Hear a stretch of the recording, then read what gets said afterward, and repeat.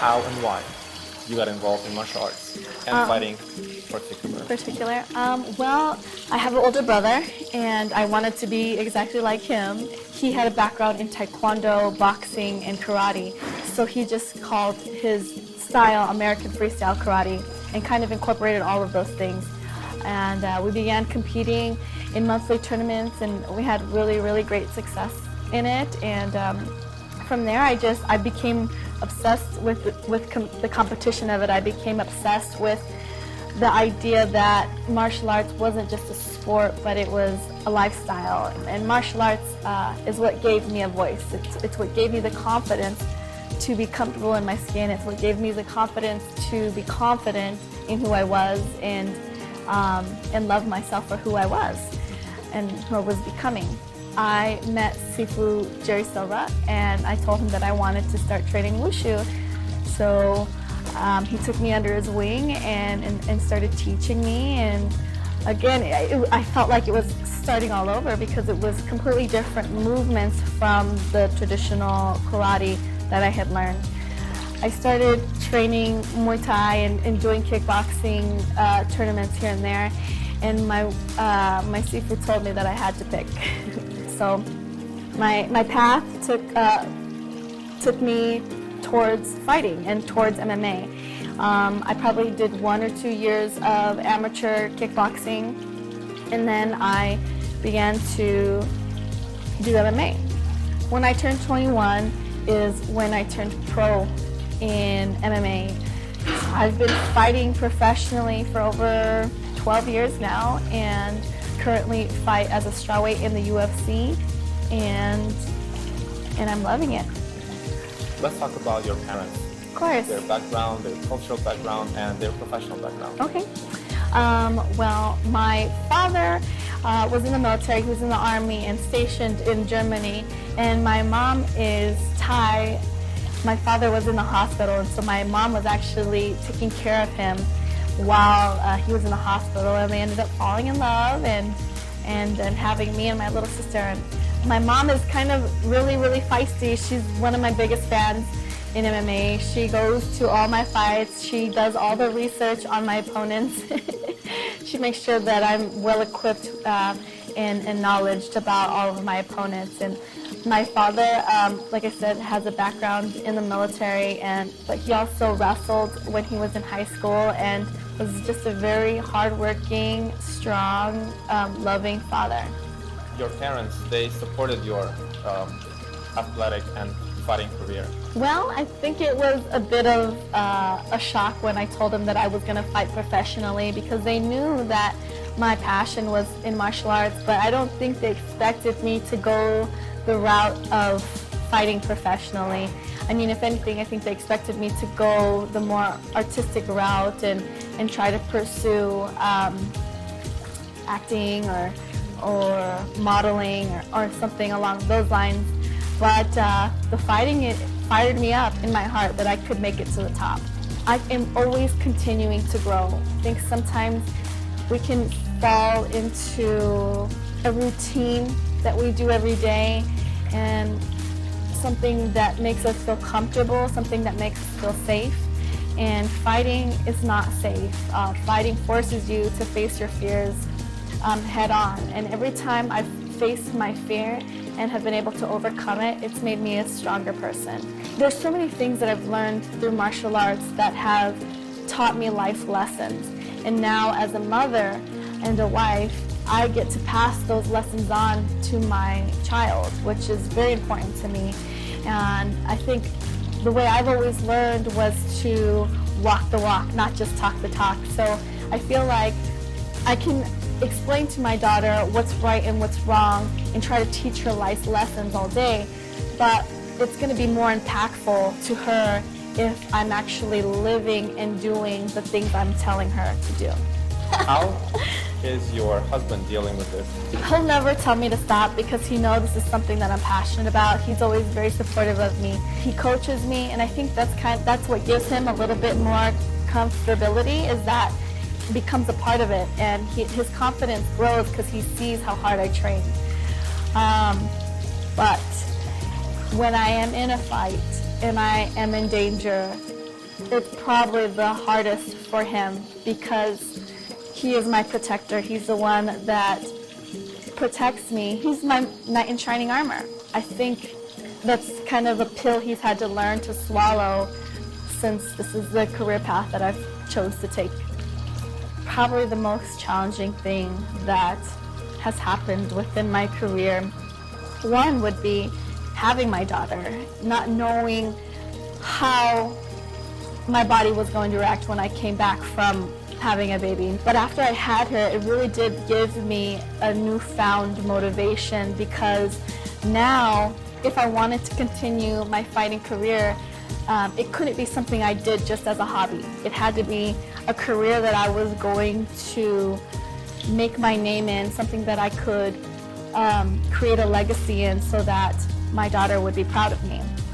Outside of having Araya, I would say another challenging part of my career was a string of injuries that I had. I just got signed to the UFC, and in my UFC debut, I broke my hand. My hand breaks 3 times within a year and a half. And instead of making money from my family, and I think for me that was just the hardest. For some reason, it was the universe telling me that maybe I shouldn't be fighting anymore because it kept happening. Pulling myself up out of there was probably one of the hardest things to do. But you did it. But I did it. Well done. Yes. So you are on the ring, in the spotlight. You are the celebrity. And your husband is not only suffering because you might get punched or taken down, but also because he is in the dark side, in the corner behind you. How do you manage to work with it so you keep your family together? This isn't just my journey, it's our journey. It's a family journey. He's been in my corner ever since the beginning. Araya is a part of this journey as well. Like a dragon doesn't have to tell you it's a dragon. It just is, you know, like that's Josh. He doesn't have to be boastful that he's my husband. He doesn't have to be boastful that he's a man and that he can handle himself. He just is who he is, and that's confidence enough for him to keep me forever. What movies do for me and people all around the world is create a story, create a whole nother imaginative world where you can be a completely different person, and that to me is exciting. It allows you to explore that more creative side of your mind, which we really don't get the chance to tap into. So if I ever did have the opportunity to dabble into filmmaking and doing action movies, it would be a dream come true. I would say that my main message to the world is that as a child, you grow up with a dream, and sometimes you forget about your dream because you become an adult and you have all these responsibilities stacked on. But the dreams are what keeps us alive and what allows us to live in the moment. And it's important to hold on to those dreams and to continue to chase those dreams and make those dreams become a reality, no matter how long it takes. Failure is a part of life, and you have 2 choices. You can allow that failure to build a wall in front of your dream, or you can allow that failure to be a stepping stone to take you one step closer to your dream. So 3 tips to success, in my opinion, is staying consistent and being persistent would be the number 1. It's easy to be successful for 1 hour, for 1 day, for a week, but can you be successful for a month, for a year, for a decade? If you can, that's when you start to become successful. It's the long-term dream and goal that you have to put the time into. Make genuine relationships with the people that you want to keep in your circle, because people like working with their friends. The last tip in being successful is to have small goals to reach your big goal.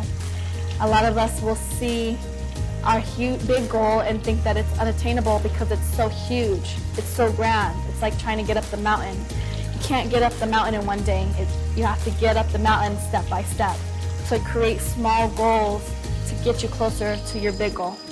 Relationship-wise, in my opinion, building a good, strong relationship before marriage, the important factors to me would be, number one, is be true to yourself.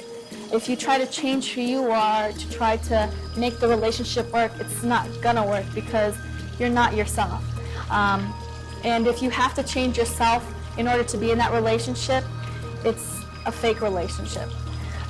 Number two is effective communication. Talk openly with your partner so that they know how you're feeling. Don't play the mind games. Don't assume that they know that you're upset or happy, mad, or sad. And number three is don't forget to be spontaneous. Those spontaneous moments are what keeps the relationship alive. Sometimes if you are in a relationship for a really long time, you fall into this mode of, instead of somebody that you're in love with, somebody that you coexist with. And that's not what a relationship should be. So once you're married and you have a family, and you want to keep that family together and you want your relationship to be successful, my biggest advice would be that the relationship between you and your spouse comes first before your children. If you and your spouse are happy and are on the same page as far as how you raise your children, how you're going to teach your children, how you're going to discipline your children, and how you're going to live your family life, it has to be, you and your spouse have to be on the same team. Number two would be make time for your spouse. Sometimes when you have children, you forget to give time to your spouse because all of your energy and efforts go into your children. And number three, I would say, is to be supportive of your spouse and the things that they desire. Because sometimes you are in a relationship for so long that you do kind of lose sight of your individuality. And it's important to be an individual in a relationship. It should be two strong individual foundations coming together to make one foundation for your household. So in America, it's what we call the honeymoon phase. It's like you're in love and you're always touchy-feely kissing and can't wait to see your spouse when you come home. And then, yes, there's like after a certain period of time, there's a sense of comfortability where you kind of settle into this routine of life, and that's what you want to stay away from. Anytime you feel yourself falling into that routine, I think it's important for one person or the other to say, come on, let's go do something crazy, and to be open to those spontaneous moments, because you have to step outside of your comfort zone to keep that spark alive. Who is Michelle Waterson? In one sentence. Oh, geez. Michelle Waterson is a martial artist, a wife, a mother who lives life with passion every single second of every single day.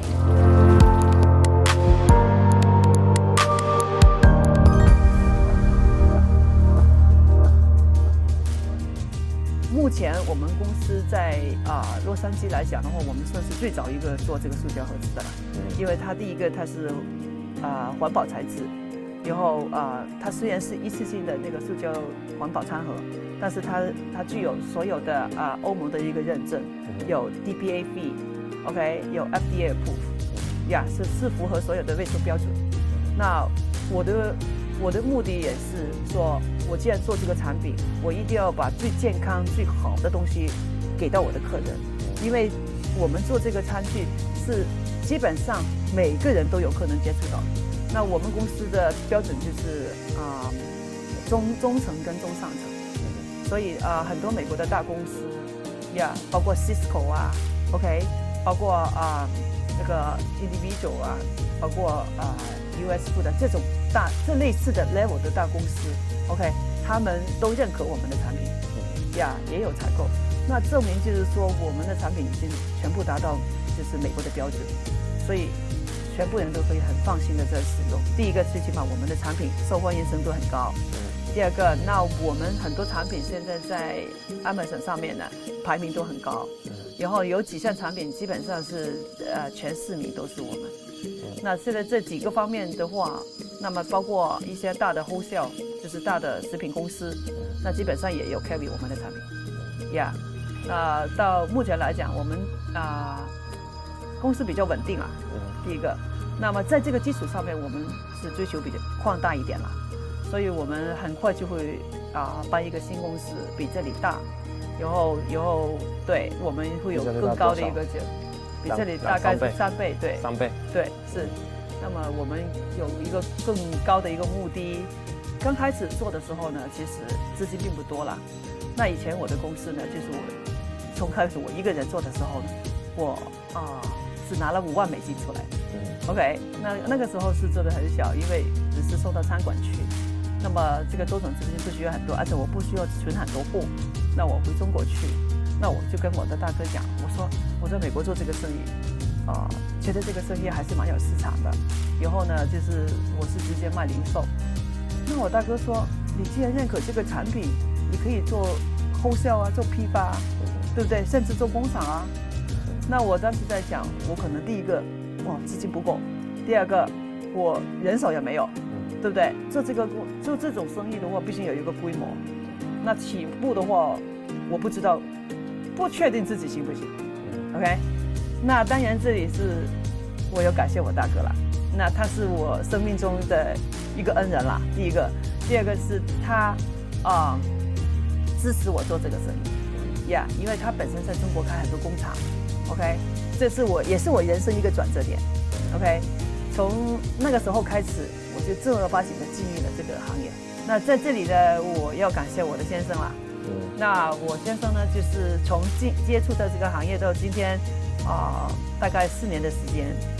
但是他远远超越了我呀！第一个就是说他悟性很高，然后他也很喜欢这个行业，很专注，很花时间去研究，所以现在基本上产品呢都是我先生负责，他比较对这个产品的制造过程工厂的生产流程包括材料他非常专业他比我厉害多了现在。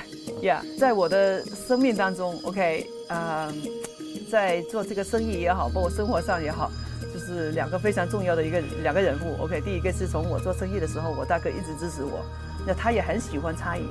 OK， 所以我们公司是刚开始的时候是我跟大哥一起做的。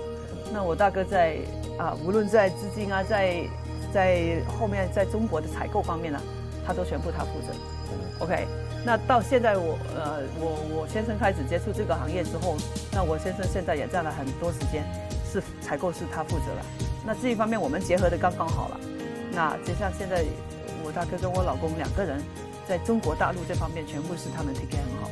那我是负责在美国的销售。OK， 对，我是负责销售这方面的工作。那其实我觉得我们公司这样配合是非常好。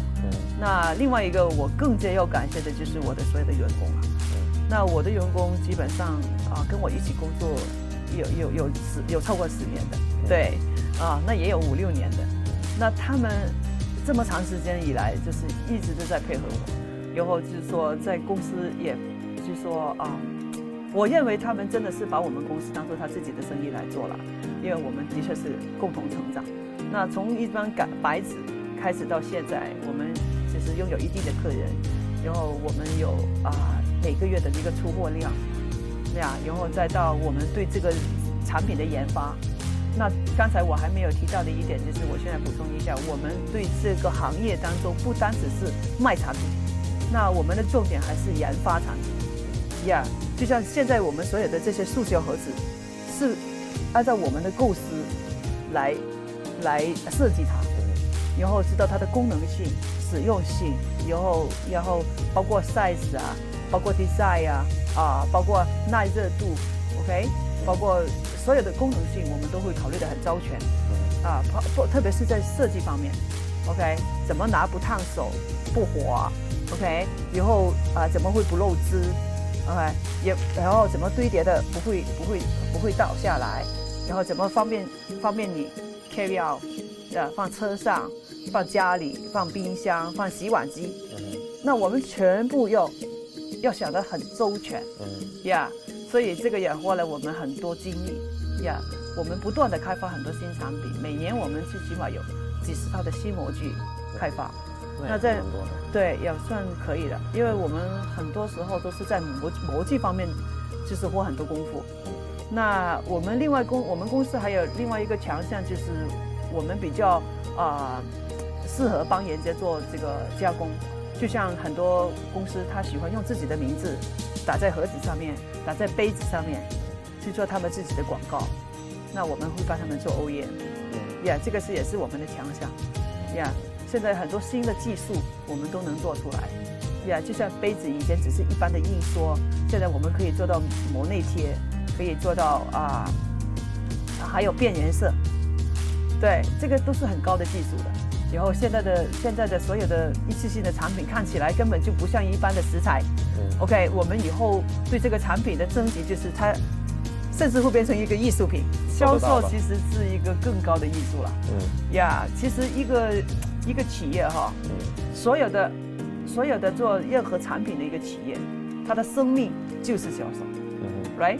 所以，那么在这方面我们其实也吃了很多亏啦。OK， 那在这里呢，可能有不同的做法吧。那当初刚开始，那我自己都是我自己做的话，销售也是我自己。OK， 那到后来我就请销售人员去帮我推广。那么再到后来，我还是觉得我自己做比较好。那我们公司怎么说呢？因为我们本身是一个进口商，另外一个我们本身是一个工厂。那么我很多东西我都比销售人员比较了解。其实卖一个产品不单只是就是把这个产品推广出去这么简单，你必须要了解它的生产过程。所以如果光是销售人员，他可能没有达到这个级别，因为他没有办法去了解。OK， 他的材料对人体有哪些有害的，哪些是没有害的，哪些是完全可以就是纯正的料，还是有混料，这些其实都要知道。都要知道，还有产能。那其实在美国很多公司最关心的就是产能，因为很多一般的工厂都没有办法达到就是他们的供应的。因为这个东西量大嘛，这个产品，对，所以产能是最重要的。刚才除了说专业知识，第二个就是心态。心态非常重要。因为你想，如果一个人要做好一件事情，是没有做不好的，只要你想做。我们做销售的心态就是说，我怎么把好的产品介绍给我的客人。第二个，耐心。OK， 你一定要有 patience。如果你没有耐心，这个事情就做不了了。那这个是第二点了，一定要听客人的意见，客人永远是对的。这个就是其中一个具备做销售人员的一个功能啦，可以这么说对不对？这个就是功能啦。讲到第三的话，坚持了。还是刚才这种就是像我刚才说的坚持是对客人的这种信心。OK， 但是呢，另外一个种坚持是对自己的一个坚持。你从事一个行业，你任何一个行业的一个销售人员，其实都是一个道理。那你能不能分享您的家庭的成功的故事，然后跟我们的观众也分享怎么当一个好的太太或者妈妈？因为我是从这个接触这个公司从开始到现在，一直都是我一个人在做。现在有了我先生，那么他来帮我，那么就是说这个公司他已经付出很多。第二个，他有很多的好的 idea 是给到我们，而且对我们公司是有更好的一个发展。那么我们工作上面是很多的 argue， 那当然了，我这个是必须要克服的，对。那么我们就变成在生活当中呢，我就跟他讲，我们是在生活当中尽量不要把工作的情绪带回来，OK。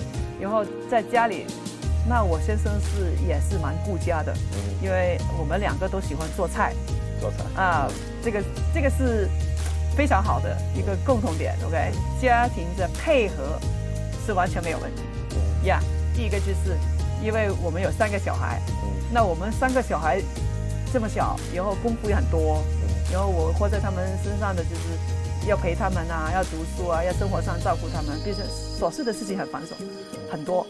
那我先生配合我的一点就是说除了工作上，我们就是轮着去接送小孩，接放学、送上学，反正谁有空就谁做。小孩出生一直都是我们自己带。那么当然了，我的公公婆婆就是我老公的父母亲，也帮了我很多。那小时候要喂奶，要换尿片，哇，功夫太多了。那其实那我先生这方面还是蛮好。那小时候这种活他都愿意干。那如果你能选3个最重要的规则，怎么把自己的家当一个很好的家，你能选哪一些3个最重要的 OK， 第一个就是原则。那原则是什么呢？原则就是对婚姻的一个看法。我经常对自己说，既然你选择了婚姻 ，OK， 你就不要去放弃它，你要维护它，你要经营它。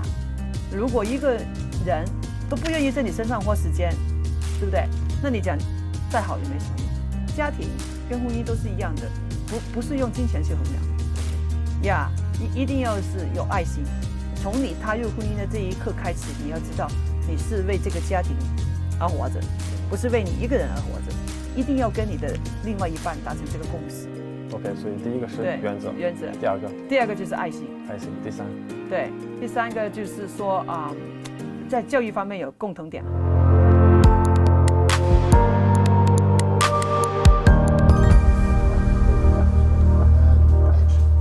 Hello, Princess. Thank you so much for accepting the invitation and welcome to the show, The Real Deal Hollywood. Thank you so much, Victor. Today, the show is very special. We film stories and we tell stories about successful women in Hollywood, and you're running a successful company. What was your inspiration, like from your childhood till now? What inspired you? What was the main thing which influenced your development? Well, the main thing that influenced me is my mom. She did hair when I was a kid, and I saw all the hard work she put in to create a business for herself. So that was one of my biggest influencers. But after that, I grew up in Hollywood, so I kind of was in the scene of like a lot of the actors and stuff. And since my mom did hair, I kind of was doing their hair and stuff, and they told me that I should start doing something like that. So when I was a teenager, I started doing hair and makeup for people at my school.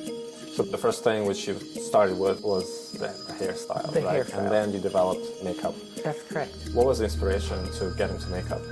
I did my own makeup, and everybody always told me that it was good, and I really just like making people feel better. You know, sometimes people can feel better about themselves with a little bit of extra, touch up, little makeup, stuff like that. So that's what got me into wanting to do it.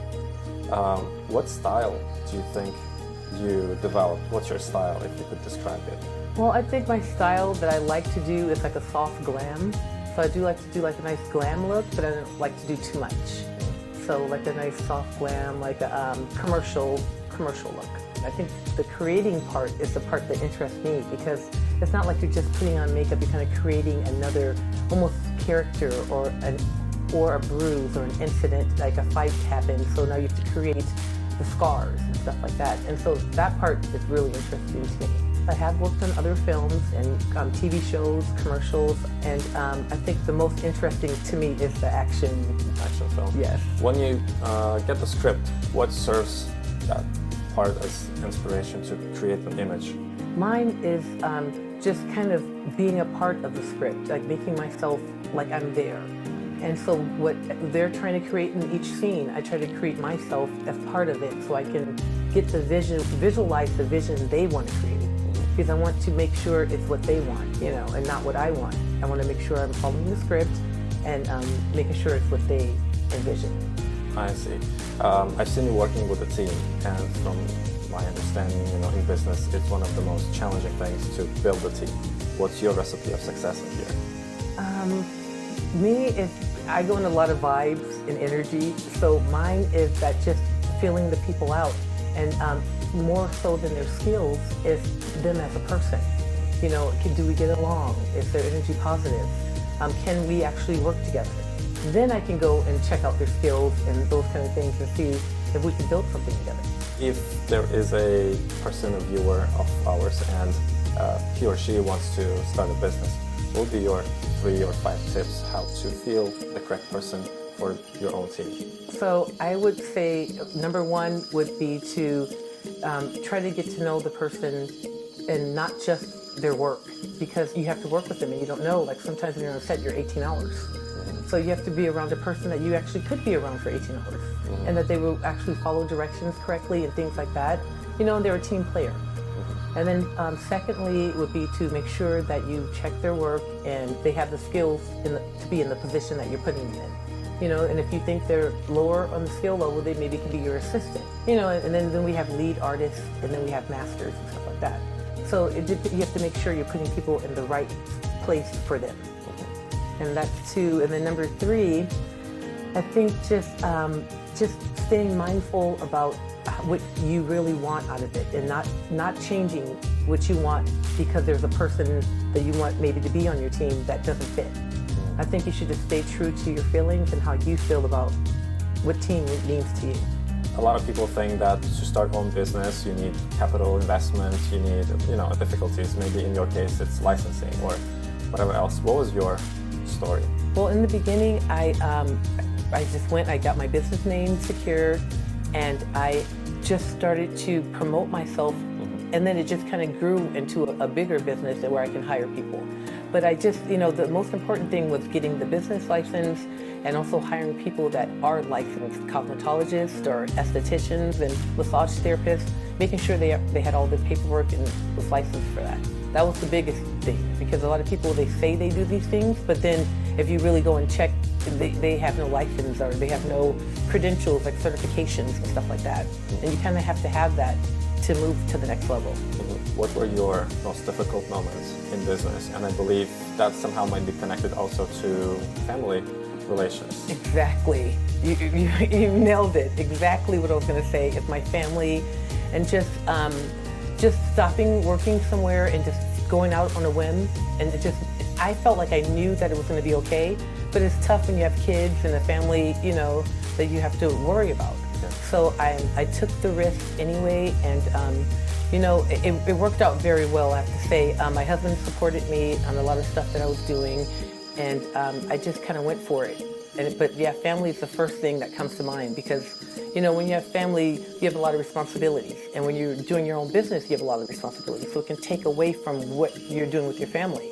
Yeah, it did at first, but then I got the hang of it, so now I can balance it out pretty well.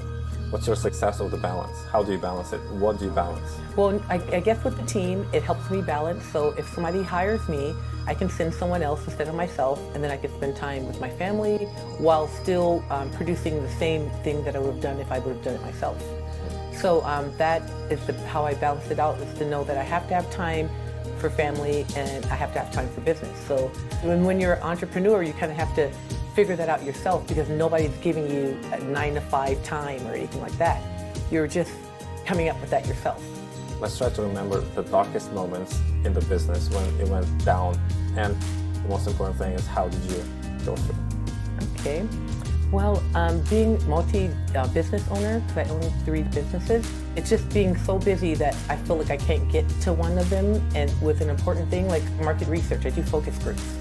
So with the focus groups, you have to really be focused on what you're doing. And so if I have a big event, like with a celebrity for hair and makeup, like they want to have a party, then it's kind of hard to balance those 2 things out. One's kind of corporate and one's kind of like, I would consider just kind of fun, like a fun job.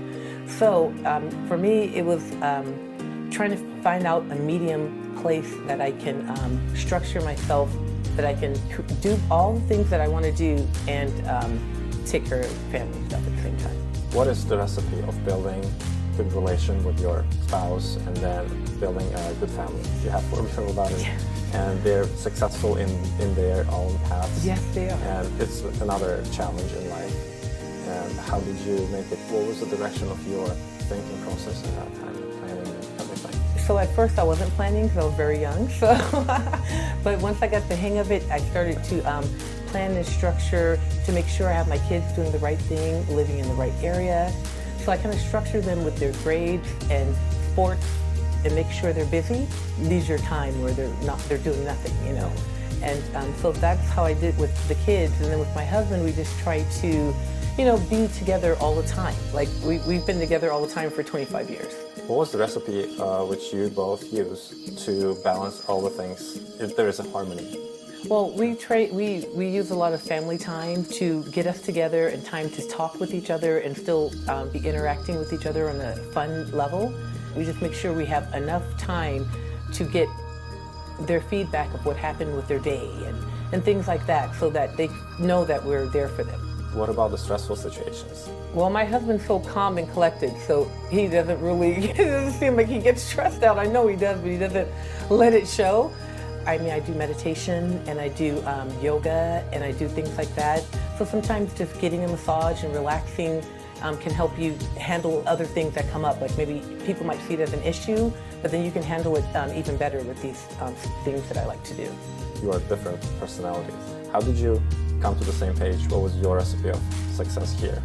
I think that because we have different personalities, got us to be on the same page, because sometimes when you're so much like each other, you can like bump heads, but we're a lot different from each other, so we balance each other out, talk about things, and then we can put ourselves on the same page together by just with communication and, but like he's so easy to get along with.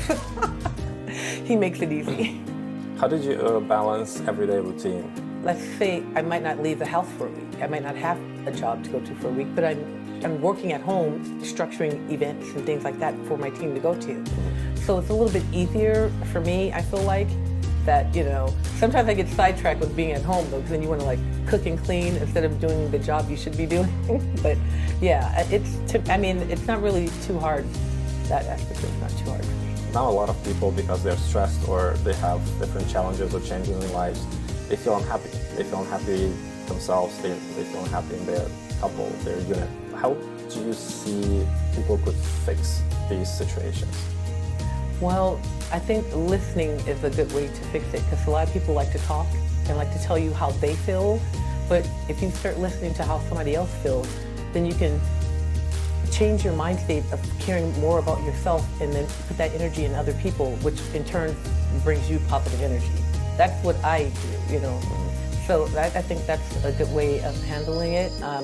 But everybody's different. I always feel really positive and in a good place. And then my husband's always positive too. So it's kind of like we're good together with that. Let's try to imagine from today a 5-year plan for you in terms of your family, building and development, and business development.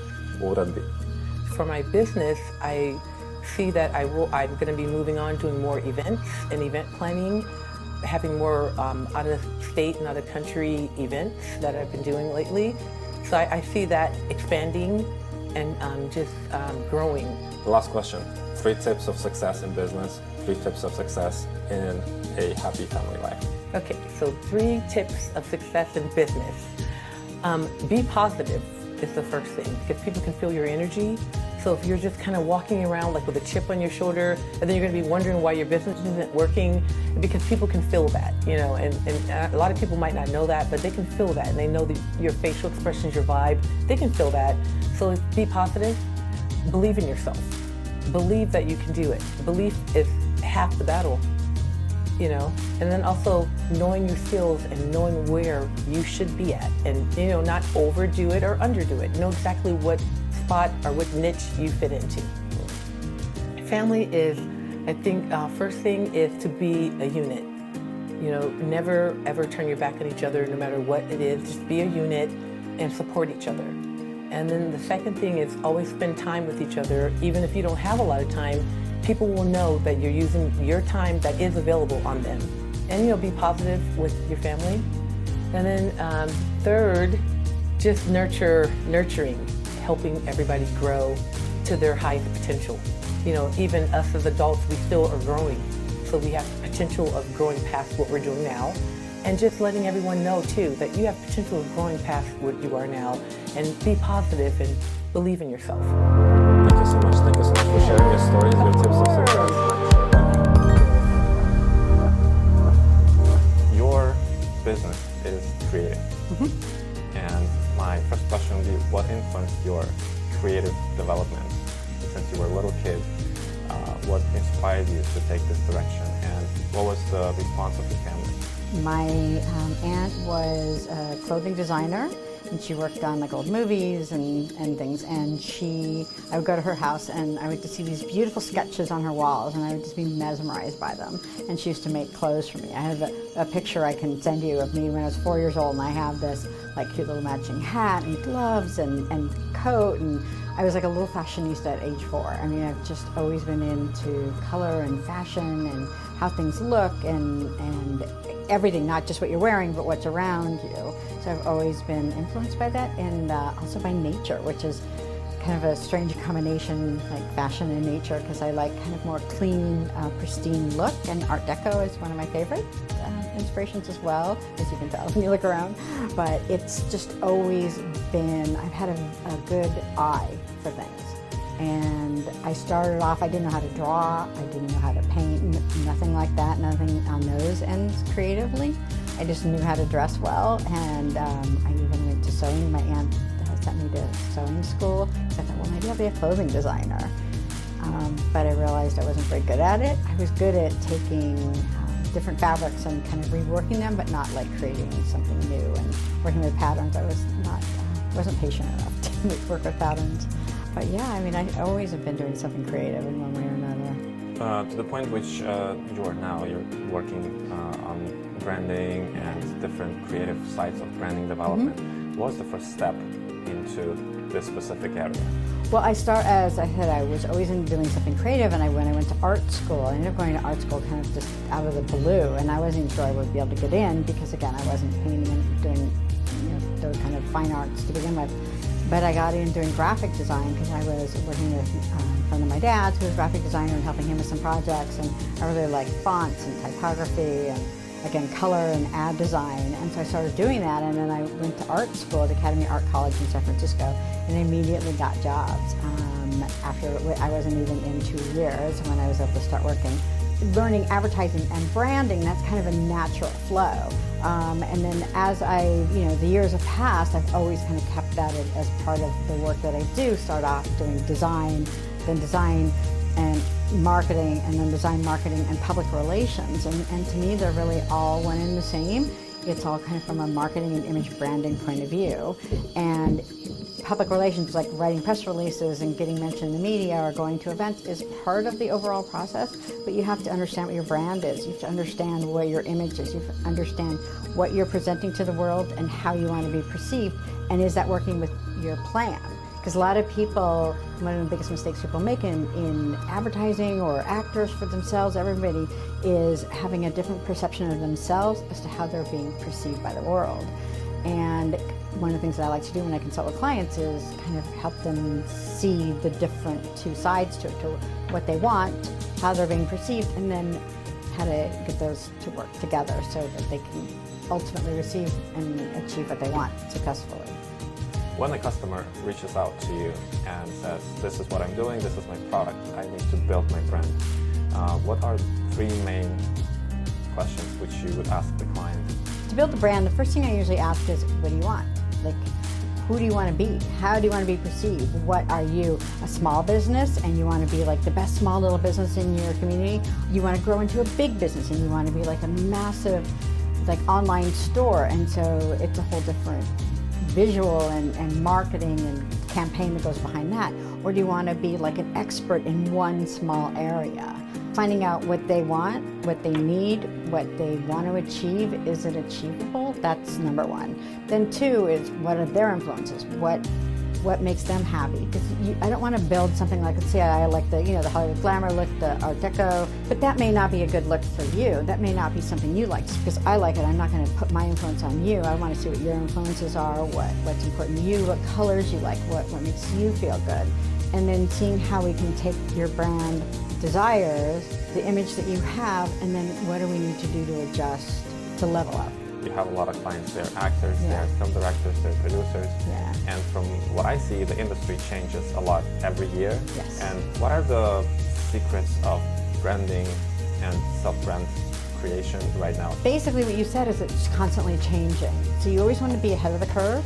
You want to know who you are today, but like I always say for clients, like dress for the job you want You know, like build your business for where you want it to be.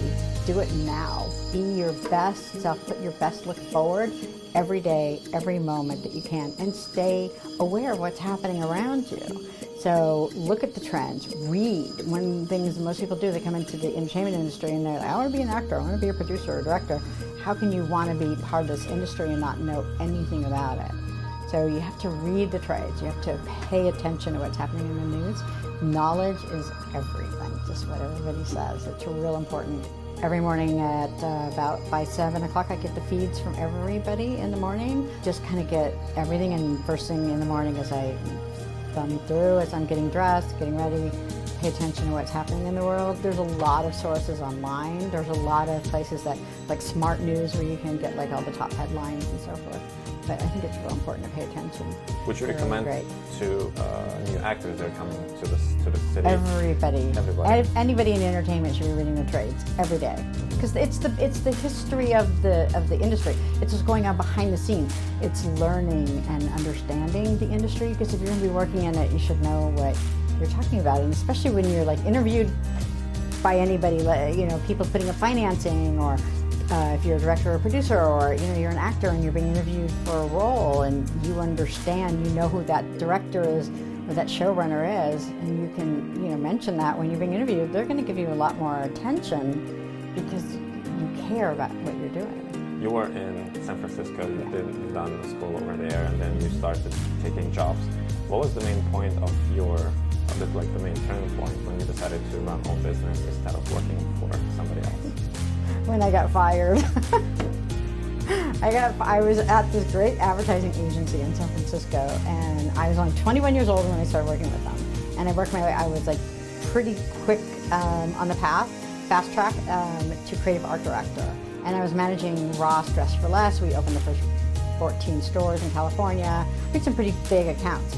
And I was so young, handling all of it, and it was amazing until it got to be a lot better, bigger than my capacity was. And I even went to my boss and I said, you know, I think I'm kind of going to need some help here, because I was kind of running my own department and there's a lot happening and I just don't want to make mistakes. And I just kept making mistakes, and I got fired, and it was the best thing that happened because I started my own business.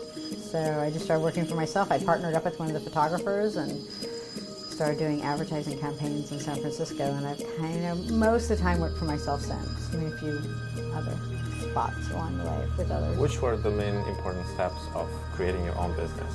You just mentioned you started working with photographers, Yeah, but I then started opening a partnering up. business is a different experience than working even with a big company. Yeah, so so that's what I did in San Francisco, and it was a little bit more freelance, but it was still having my own company. Joel's Creative was originally born then. You know, fast forward years later, here in Los Angeles, I was working for a company, and I just knew it was time for me to be out on my own. So I originally I went to that company who I was working for, and I said, listen, I still want to do the work for you that I'm doing in-house every day, but I want to do it and work out of my own house. But I just don't want to be in your office every day. And that way I can start building some of my own business on the side. And they agreed. So for 6 months, it was brilliant. I was still making salary and I was starting to build my business. Then I just took a part-time job additional to that to fill in, because I didn't want to be so desperate for money that I was not being fair to my clients. Because I work a lot with small business owners and individuals, and I didn't want to be like, well, I have to have this amount of money or I can't eat. I don't like that kind of negative energy. I like to be more free and comfortable with my clients and have them work with budgets that make them comfortable. So I did that for a year, and then that next January I said, okay, this is it. That was January 1994. And I'm like, I'm going to do this, and I'm just going to keep working with my clients. And I built up a pretty good rapport with clients pretty quickly, and a good pricing structure of retainer fees. So I had the same amount of money coming in every month, and then I could be more of service to my clients 100%. When you started the business, you probably had a plan, like maybe 5-year, 10-year plan or a perspective. Where is the company and its development in your imagination and in your plan like right now? I like to kind of visualize where I want to be. You know, my plan was just to be able to work hands-on with business owners. I like working with the decision makers, and I like being able to do as much creative work as possible and apply my different skill sets. So that was kind of more my plan in that way, more than like a business plan, like, well, I'm going to make these kind of profits and this kind of spreadsheet and things like that. So this year, as I said, it's level up. So it's about like helping people take their business or their image or their career or whatever it is to the next level. How do you deal with the stress? I have a pretty strong spiritual life, which really helps. I have a good balance. But I never take this all too seriously. I can't take Hollywood too seriously. I can't let it get to me. Like, I literally go and I'll take a tree break. You know, it's like if a client's stressing out, I can take a step back because clients do that. And I don't have to take it personally when they're upset or they're being demanding or whatever. I try never let my clients see me upset. That's one of my goals. Not always successful, but I try. Nowadays, a lot of businesses, they are pivoting from being physically available to online. How do you plan your business? You have a very beautiful office. Yeah. Do you feel any stress related to maintaining location? How do you deal with that? How's your planning? I don't need 20 staff people because then I'd have to charge you 20 times more to pay for the staff, and then I'd be stressing over making sure, you know, client paid on time, and then I've got payroll to pay and all that, and then I'm not focusing on the good work and the creativeness and, you know, all the fun, because I love what I do. It's a passion for me. I mean, I literally get out of bed, it's Monday, and I'm like, I was excited to come to work today. Like, I love that. I love that feeling. And I usually work like 8 in the morning to like 8 at night without even hesitation. So I love that. I've got, I mean, the overhead here is not ginormous. It definitely is overhead to pay. And I monitor it and I make sure that I'm not wasting money. But I really like having a separate place. Which challenges in your business you foresee to be ahead of the time and maybe within 5 years? Well, I think one of the things that I have to pay attention to and be on top of myself is the changing need of social media, but to stay on top of like the next level. It's like now it's, you know, it was Instagram, now it's TikTok, and it's like, then it was Snapchat. It's like you have to stay really on top of what the needs are and what the best place is to present your client to make sure that you understand the needs of those mediums. And now, because those newsrooms have been squashed down to like 6 to 10 people, it used to be like 30, 40 people, they don't have room for small independents anymore. And that's one of my specialties, is working with independent filmmakers. So it is more challenging, but you just have to think out of the box. I'm constantly thinking out of the box. I always say I don't really know how to think inside a box.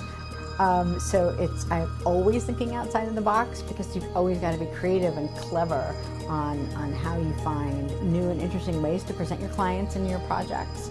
Now they have like new people all the time, so you have to stay on top of everything. Except for the social media, if we just focus on big studios and A-list films, which challenges working with them you would foresee within like nearest 5 years? Well, I think everybody needs to be working across all the different platforms and pay attention to that, and be able to have, you know, a good IP. Like, it's one of the things that I'm developing with my director, Ilya Rajkov. So we're developing IPs that we can take across film, television, virtual reality, maybe even games. So it's just, again, being aware of the different opportunities that are out there and trying to own your own content. That's a big thing I'm always telling clients. When we have so many brands around and so many products, and a lot of them, they kind of copy each other, what is the secret of actually being heard? Find out what it is that makes you unique. I'm totally unique. I'm a unicorn. Like, nobody has that specific, you know, mix like I do. It's like anybody can put, you know, like you think of recipe. So it's like, learn what your magic is and then present that solidly and clearly. So just be clear and simple. Simple is good. Your 3 tips of success of building business for those who are willing to start their own business. Nobody can offer what you offer. So understand what your brand is and what you are offering to the world. Stick with it, stay strong, be passionate about it, love what you're doing. If you love it, you're gonna be happy no matter what you're doing, and you're gonna be so much more successful. So find what you're happy about, find what that passion is, and follow it. You'll be much you'll be happier and more successful. That's my best tip. Thank you so much. Thank you so much for sharing your stories, your Certainly. tips. And that's one of the most valuable things you can get from a real professional in the real industry. Thank you so I much. hope it helps someone. That would Oh, it be will awesome. definitely. Thank you so much.